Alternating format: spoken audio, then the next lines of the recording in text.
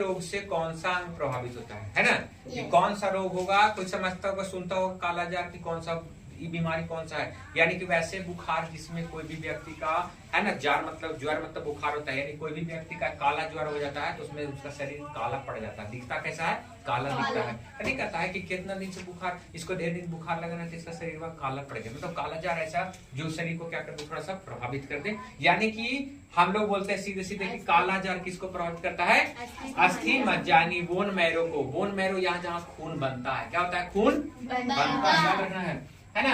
अब वो तो पायरिया, पायरिया का मतलब देखो तो सब बोलता है कि पायरिया हो गया। पायरिया होने से क्या करता है कि खून आता है दांत के पास से, है ना। यानी कि पायरिया मसूड़े से होती है। पायरिया कहाँ होती है? मसूड़े से होती है। अब देखो कि मलेरिया, मलेरिया यानी कि जब मच्छर काटती है तो हमारे ब्लड में वो उसका जो क्या है परजीवी फैल जाता है हमारे शरीर में ना। मलेरिया तो उसको क्या कहते हैं?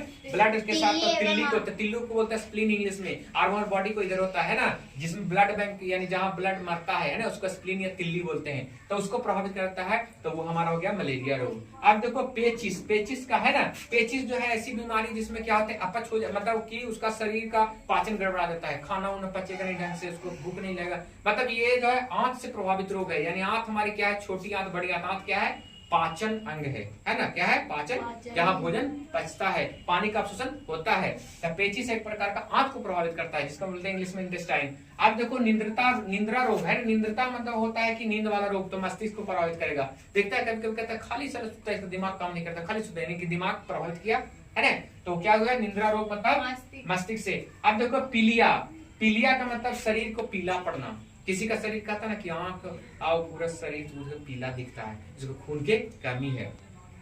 यानी कि आपका कौन सा अंग प्रभावित हो गया? यकृत यानी लीवर को वो प्रभावित कर दिया है ना। अगला है डेंगू बुखार। डेंगू बुखार होगा एडिस मच्छर को काटने से डेंगू नामक रोग होता है ना। एडिस मच्छर को काटने से कौन सा रोग? डेंगू। और डेंगू जो रोग है वो शरीर पूरे बॉडी को हमारा प्रभावित करता है, पूरे शरीर को, सिर को, आंख एवं जोड़ों को दर्द कर देता है। उठने बैठने में डेंगू वाला आदमी को देखिएगा आप, ज्यादा देर उसको बैठे रहिएगा तो रोवे लगे, मतलब दर्द उसको देने लगता है, उसको बैठने नहीं कहता है पढ़ने दो हमको। इसलिए डेंगू वाला बेड पकड़ लेता है ना, खटिया पकड़ लेगा।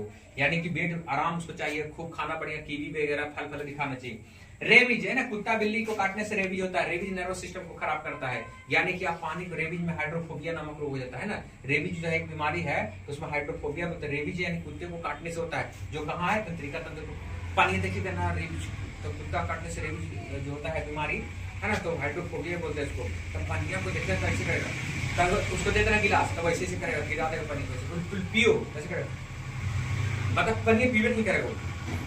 इसलिए आदमी उसमें मर सकता है, कुत्ता बिल्ली से बच के काटेगा, है ना।